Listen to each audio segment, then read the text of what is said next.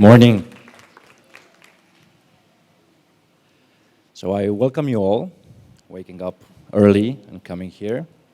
I see a lot of creative faces. And on the topic today, we're talking about now, right? So what is now? What is indeed now? It's something quite simple. It's a simple word. We believe we understand what it means. But of course, thinking about this talk today, I went a bit deeper in what it actually means. And you also got a question. I'm really curious. So the question was, is now past or future? Did anyone actually answer past? A show of hands, please. 1, 2, 3. Okay. Did anyone answer future? 1, 2, 3, 4, 5, 6. So that's, let's say, not even a quarter of the audience. So I'm guessing the rest of you kind of perceive now it's something else. I'm an architect. I used to design buildings, and in the past over 9 years, I've been designing interior spaces, especially workplaces. So I'll just share with you some of my experience on this topic. And the best that I could come up with for this question, what is now, and especially going a bit more deeper into it, was that now is past experience acting with hope for the future. And what does this actually mean? Because when we're thinking about now, we're actually thinking about a time frame. Or as you received the envelopes. I had no idea about that. So someone actually thought about your now at this moment. So they had this is something that happened in the past. And it's a bit weird to think about these things, but the thing that I want to leave you with is how to actually perceive the moment that you live in, and how this can actually affect your work, how you can plan for your work, and just share with you some of the tools that we have at our disposal. So as an architect, of course, as a creative activity, you need to design spaces, right? So you need to think about how they will be built and how people are going to use them. How do we perceive our surroundings? So we're talking here a bit about perception, so sensory stimuli, and how we understand those, and how this can actually affect how people feel. And narrowing down a bit the time frame when now is happening, is anyone actually practicing yoga? Okay. Is anyone practicing yoga for over 5 years? Okay. So you should have an idea of what now means. Yes. And just note if you're okay with what I'm saying. Is it really personal? The moment that you are in the now, does it correspond to a feeling, to a memory, or to nothingness? All of them. You know why that is happening? Because whatever we perceive in our surroundings is because we have our own sensors, right? Like any technological item, we have sensors and they collect data. And we gather that data somewhere in our brain. And all this data is being translated, but our brain doesn't show us graphs. They don't show us information as we're used to using Excel files or whatever, anything else. They show us something, some sort of understanding of those data that we collect.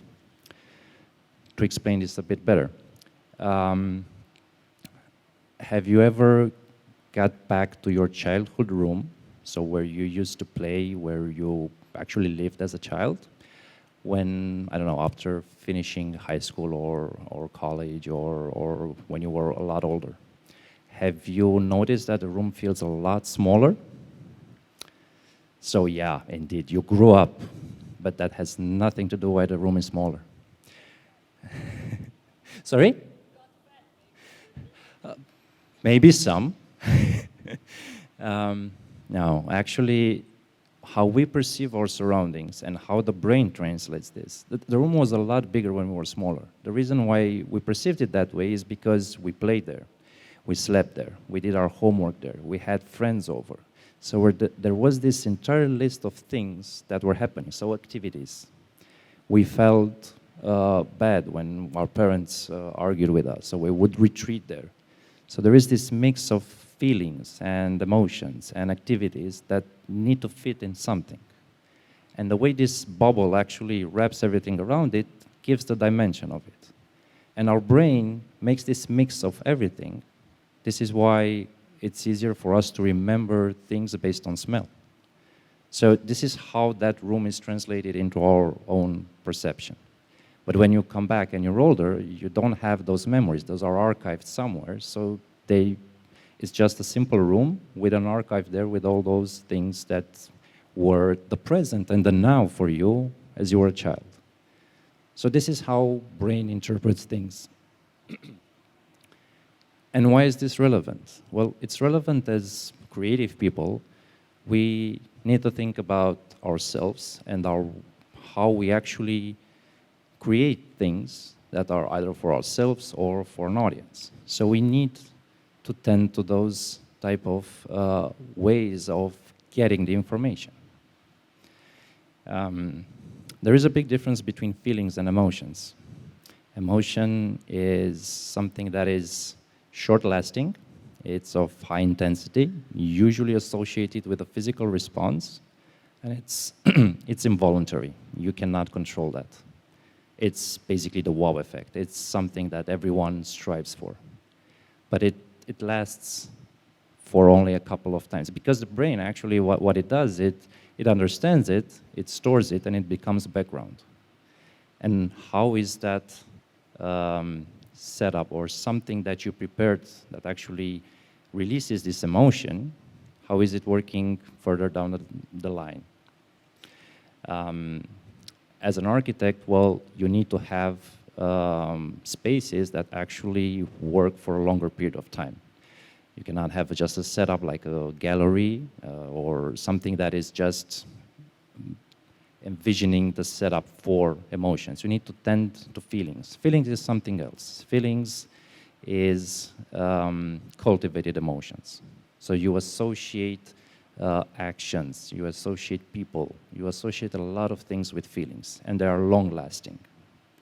So this is one way to actually, if you're thinking about something that has timeless design, it actually tends to feelings and not emotions. And this is relevant depending on what you actually aim with what you're doing. It's important to know what type of trigger you're using and what are you aiming for. Are you all back to sleep? No? Okay.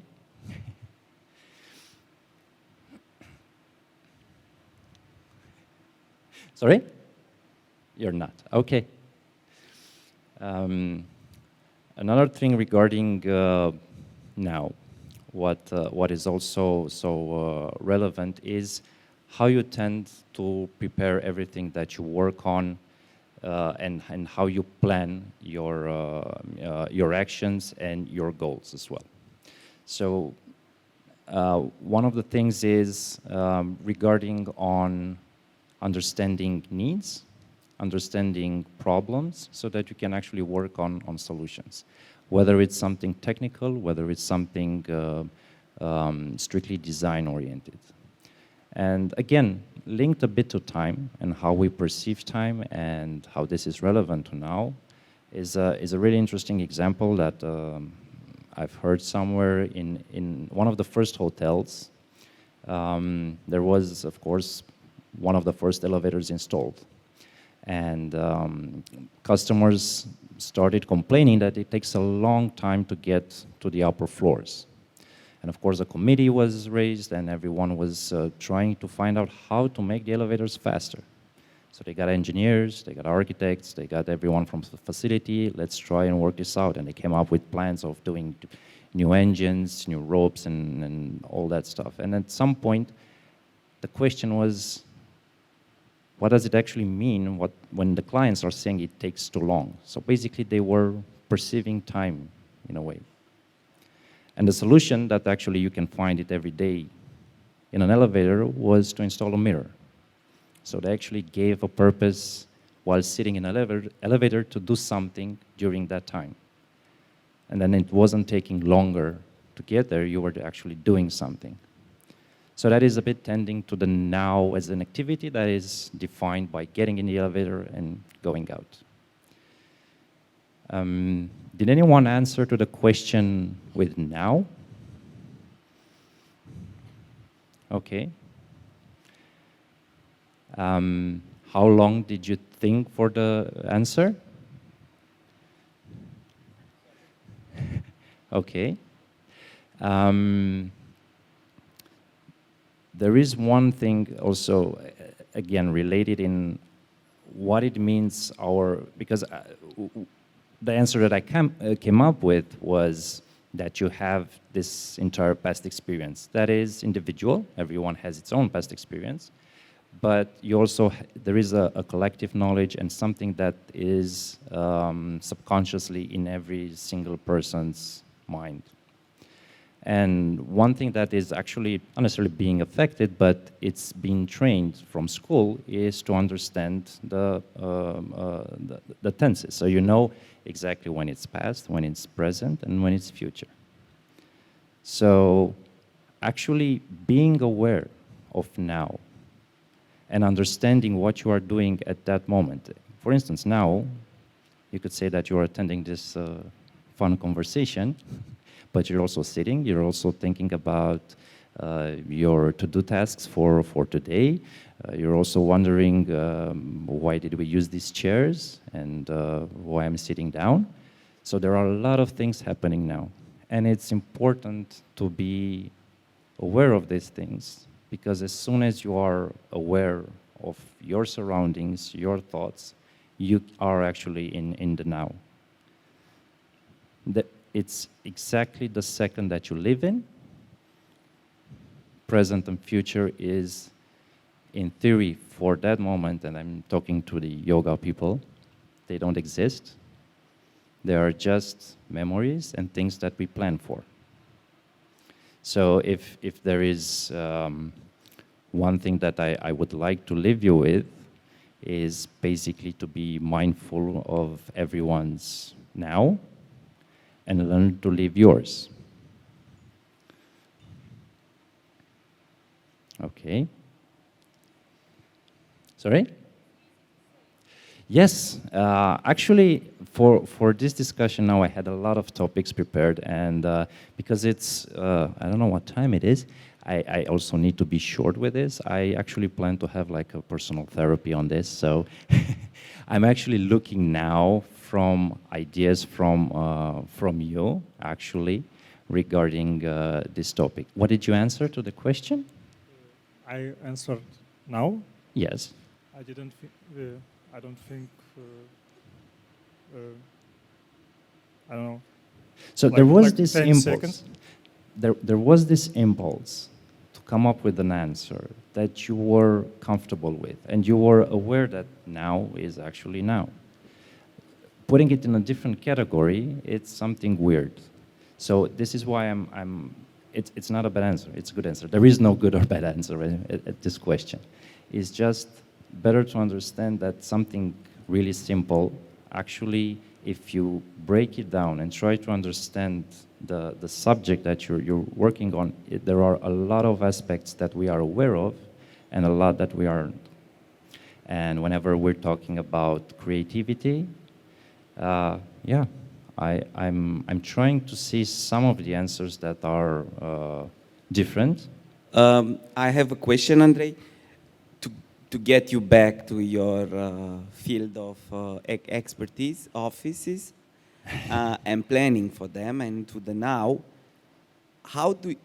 When you think about the space and you design it based on the past experience, for now or for the future, and especially now, what is you plan for, you know? What do you create for the space? Will people come back? Will people not come back? Everybody around us is saying this would be like this, would be like that, full of consultants, mix of ideas, but we don't really know what to expect. I don't know if it's clear, but hope. Okay. Yeah, right, my alley. So, yes, indeed, it's a period of time when people are a bit more aware of implications. So they are not sticking to the usual type of planning and using spaces and actually organizing companies. Because there was this period of crisis that actually woke up a lot of people, a lot of teams, a lot of companies. And there isn't a precise set way of going forward. So the only way that you can be comfortable in a crisis situation and when everything is dynamic is to actually accept that everything is in flux. So as soon that is accepted, it's really easy to plan for it. Whenever you think about mobility, if you're thinking about flexibility, if you're thinking about ways of ensuring performance for any type of activity that you're having. So in terms of workplaces, indeed, there are a lot of options of actually designing spaces for them, but again, and as before, but more focused also on well-being and people's needs in parallel with the performance aspect of activities is the priority of getting down to having the right setups for office spaces and for teams. A lot of companies are now testing new ways of working. Either it's an evolution of something that's been used before or it's something brand new. And it's the same thing. People want to see something totally different. They want to see something new. And whenever you start to design this and talk to people, at some point they say, yes, I would like to see an example of that. And as soon as they finish the sentence, they realize that it was a weird request because they want something that hasn't been seen before, but they want to see an example of it. And just to get back on this, is anyone aware of the Maya concept?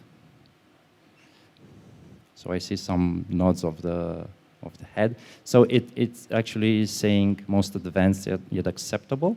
So it's an idea that actually put together most of US's branding. And what it refers to is that people are able to accept new things, but only as long as there is something familiar about them.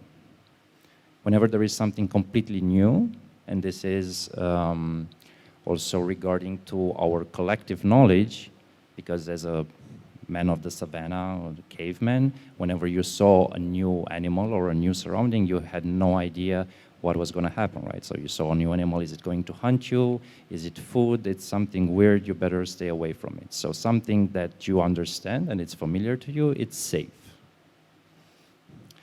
And I'm mentioning safe because safe is also an important topic. Recently, safety has been strictly related to healthcare. But in the past, whenever I was talking about well-being and whatever you understand through well-being, with all the concepts and all the explanations, in the end, if we go back to the idea of feelings, it doesn't mean anything else than safety. Why, for instance, so very few people actually enjoy working in a workplace environment with a desk facing the wall, when most of them actually are used to having that desk positioned this way at home? It's because it's your environment. You control it. What's happening at home, you control it, you know it, and it's easier to understand and to feel safe. Whenever you're in a public environment, you always have this mask and this filter based on past experience on how to interact with people, how to feel, and how to be actually communicating and being present in that particular now. So regarding the safety part, indeed, it's this idea of being safe. And this is one of reasons why we hear nowadays, and it's more present than ever, especially because a lot of you work from home, and now a lot of companies are saying that let's come back to the office and have the offices designed that look closer to what home looks like. Well, the only reason why this is happening is because we understand that at home you feel safe, right? And you need some triggers and some elements from that home environment so that you feel the same way. But it's not necessarily that way to actually fix this issue, because you know you're not home. There are different things that actually matter whenever you are going back to the office. It's about performance. It's about interacting with people. It's about other type of triggers that you can actually address and insert them in a design and make sure that you accomplish and come with the solutions to everyone's needs. So the needs are not necessarily to be in the office and have it feeling homey. It's just offering that type of safety that is related to a home environment or any other place that you feel safe. The reason why we're talking about home is because it's the easiest to relate to. So is anyone still working from home at this point? Not that many, actually. Okay. Is it permanent or hybrid? Hybrid. Okay. And do you feel safe in the office? Raise of hands, who feels safe in the office? Great. So that means that you have an environment that is actually tending to your needs. What do you understand by safe? Because, okay, I feel safe as in nobody's going to just come up to the 6th floor and like hit me or anything. So from that point of view, I do feel safe. But it doesn't give that sense of safety, like safety as in nurture or so. I think there's like a nuance to the safeness. Yes. So I'm asking you another question then. Do you feel safe, or how would you define safety whenever you are creating something new? What would be a safe environment in terms of also interacting with people, but also physical, but mostly interacting with people? When creating, I think I would define safe as safe to make mistakes. Exactly. So there is no creativity, and you cannot enforce creativity without actually planning for failure. And you have to encourage failure. So one of the things that I'm telling to my team, I encourage them to fail and to make as many mistakes as possible, just not to repeat them. I think that's the element to the safety that is lacking from the office, because, okay, maybe most of the people here who had a show of hands, like, okay, I feel safe at work, are working in a corporate environment, and it does feel safe because it's nice and pretty and new and everything. But I think the safety that lacks in the office is feeling safe and confident enough to take a break, to just maybe do nothing for 15 minutes without being worried, what are my colleagues thinking now that I'm lazy because I just want to like sit and unwind. Exactly. An office space and a work environment is not just the space itself. So it's the processes and the culture of an office or of a company. That is something that makes a workspace great. This is why actually whenever you are in the office, you become a community. You become a collective that is actually working not just to work there, but you are achieving something, especially on creative topics. So indeed, having this safety in order to make mistakes.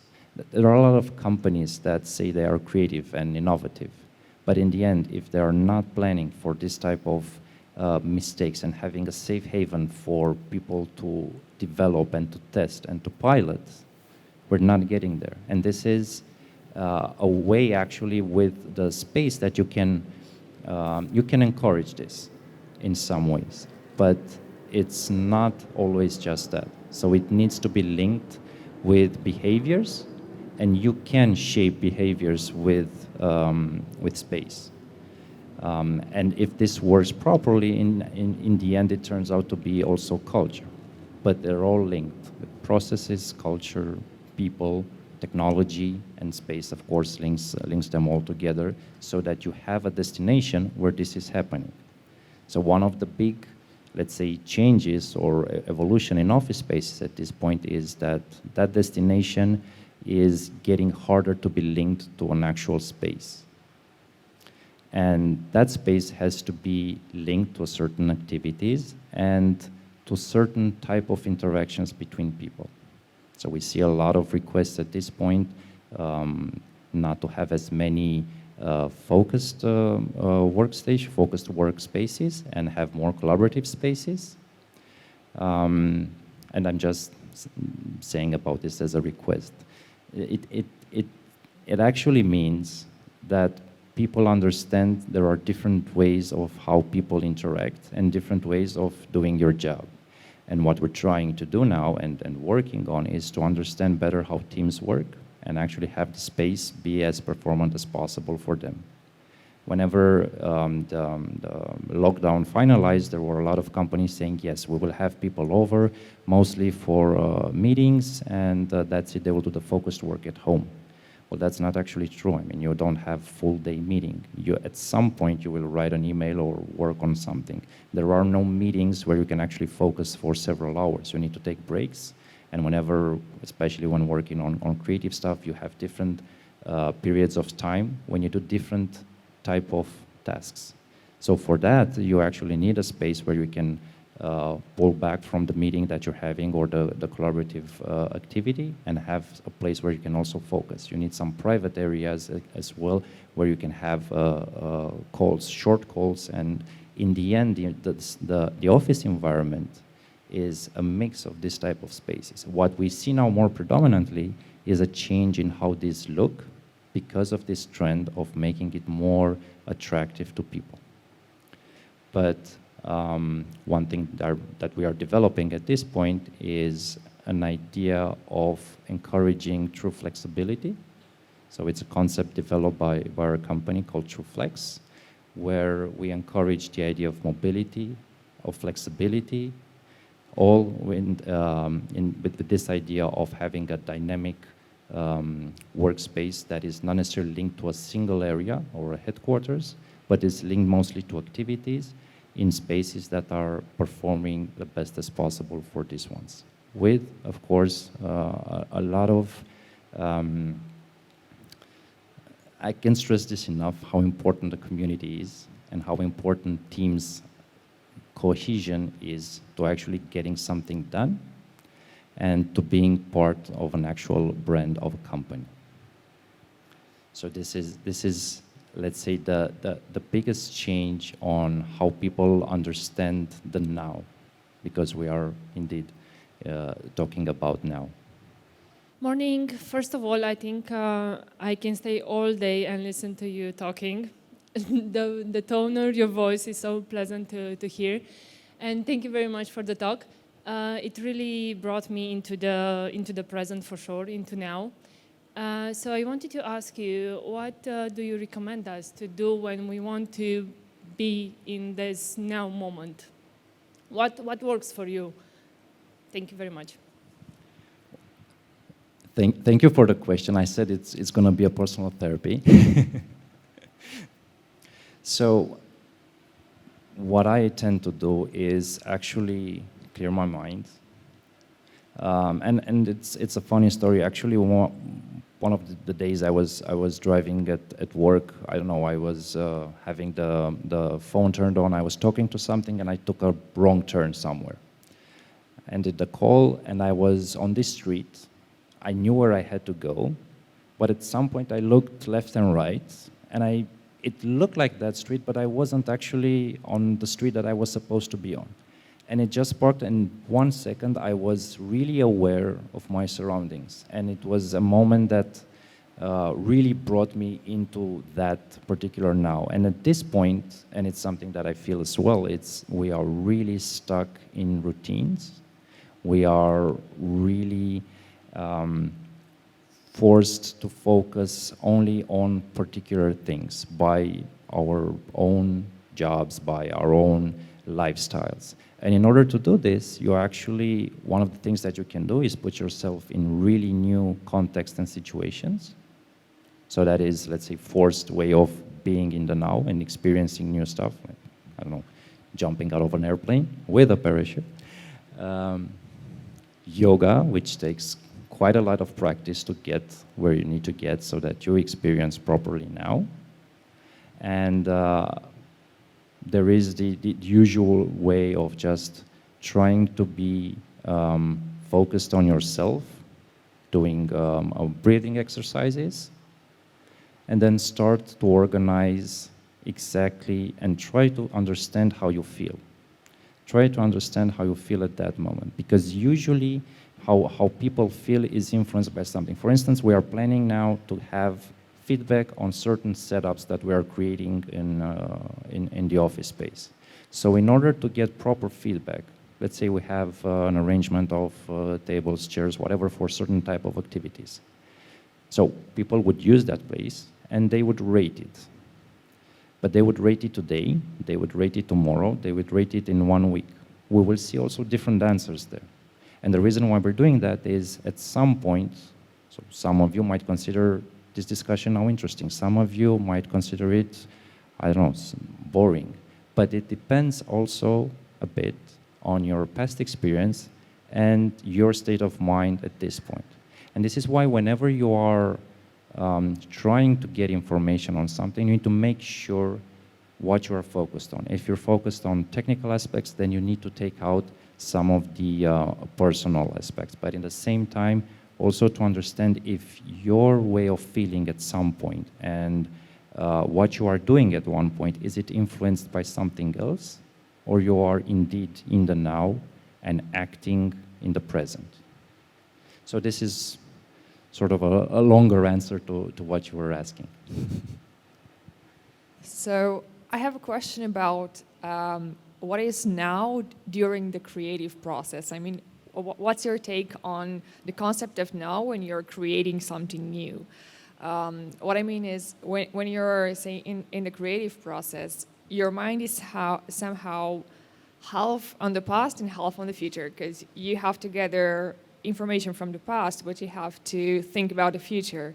So how is now positioned in the creative process? Indeed. So now what you're doing as in that creative process, you're planning. So you're planning for something that is going to happen. So you need to allow for discoveries. You need to allow for understanding over a period of time.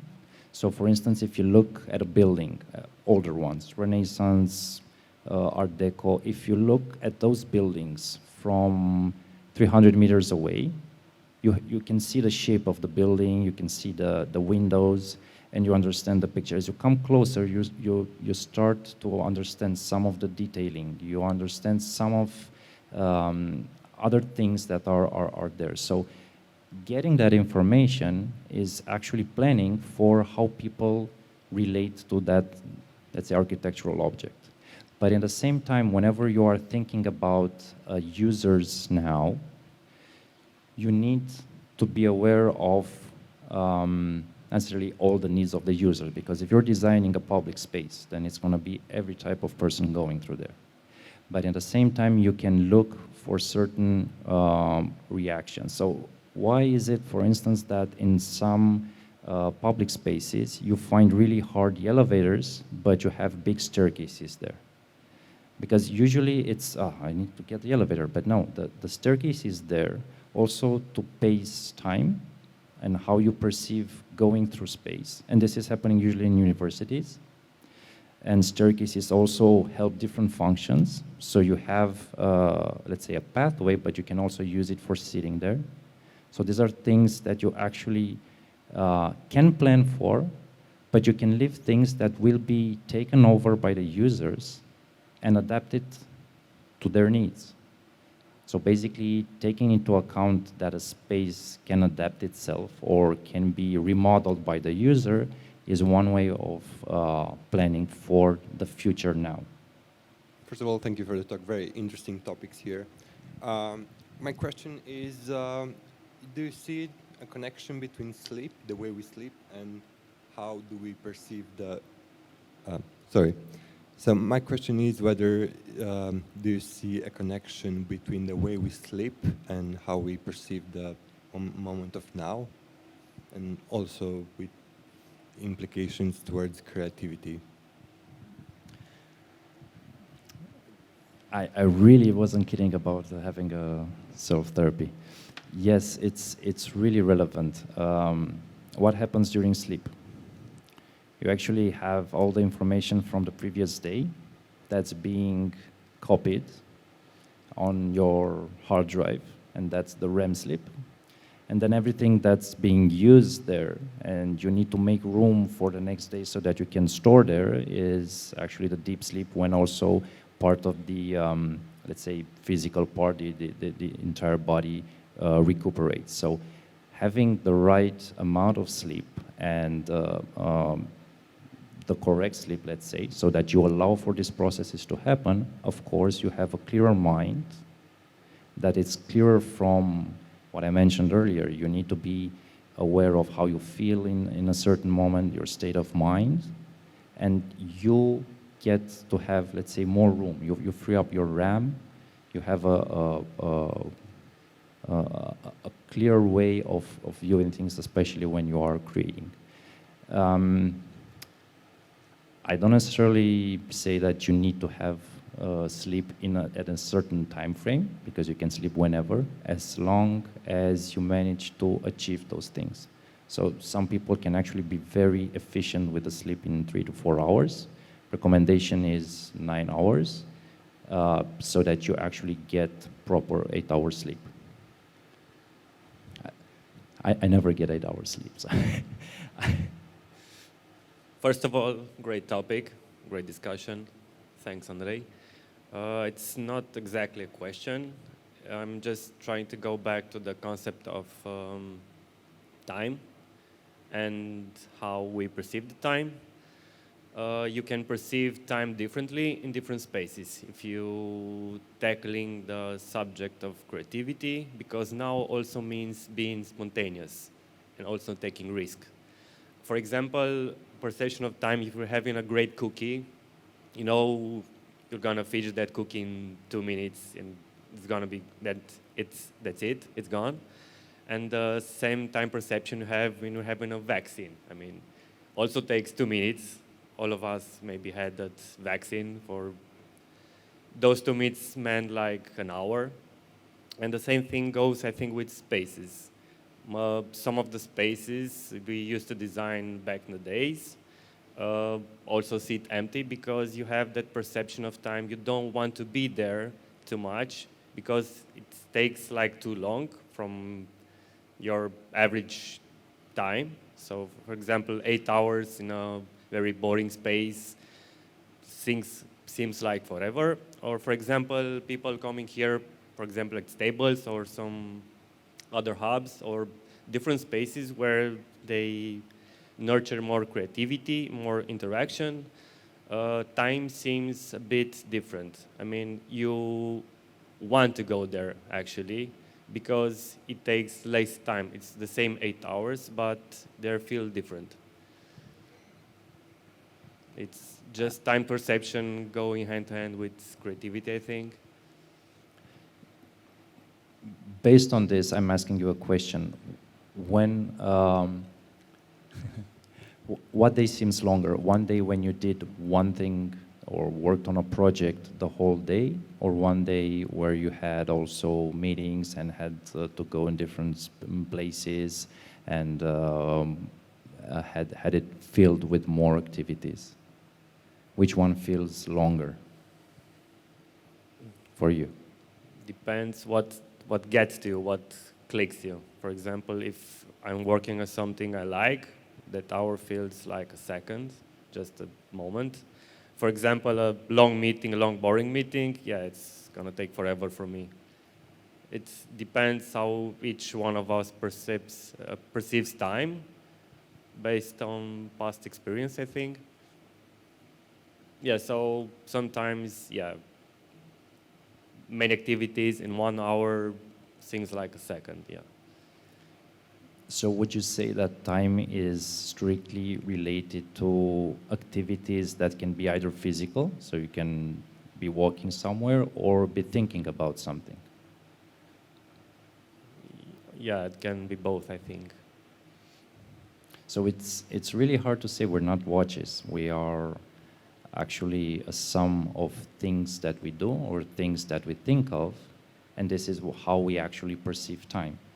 So indeed, whenever we ask what is now, it depends on at what we are thinking.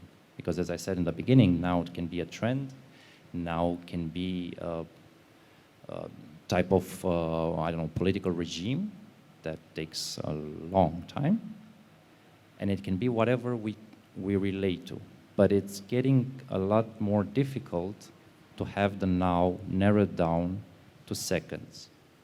And this is when you actually get to the point where you think about yourself, and you think about feelings, and you think about state of mind, which is quite important and relevant, especially when we are doing any creative work. We need to make sure that we are true to what we are designing, true to what we are trying to create, because we are creating, right?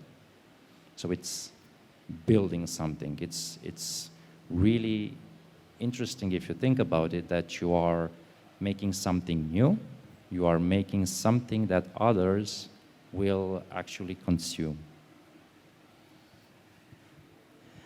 And talking about time, we have time for just one more question. Hi everyone, thank you Andrei, thank you for your time and for the speech. I don't have a question, I have a note and a remark to say to many of the answers you mentioned before. I really like the book Flow. The name of the author is really long and I will not spell it correctly, most of them probably. But I think it relates a lot to what you mentioned about now, and I even Googled to not be wrong what he means by flow. So he says that flow is a state of mind in which a person becomes fully immersed in an activity.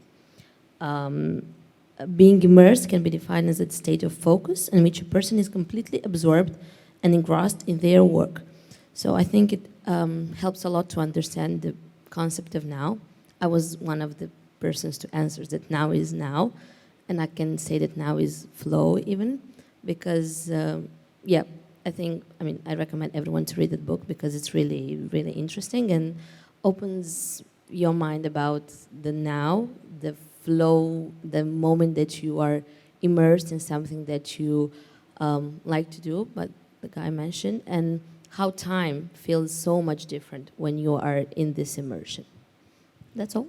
And just to add on this, especially in the work environment, you know how long it takes for someone that is working and is in the flow to actually get back to that state of flow? It takes around 25 minutes. So whenever you are in that flow focus there and someone disturbs you and said, let's talk about this, or hand me over that pen, you actually waste that time. So this is how long it actually takes when you are quite proficient on getting back into flow. But yeah, good remark, thank you. And thank you, Andrei, for this inspiring talk and soothing voice. Apparently, a lot of people in the audience told me, I love his voice. Thank you all for the therapy.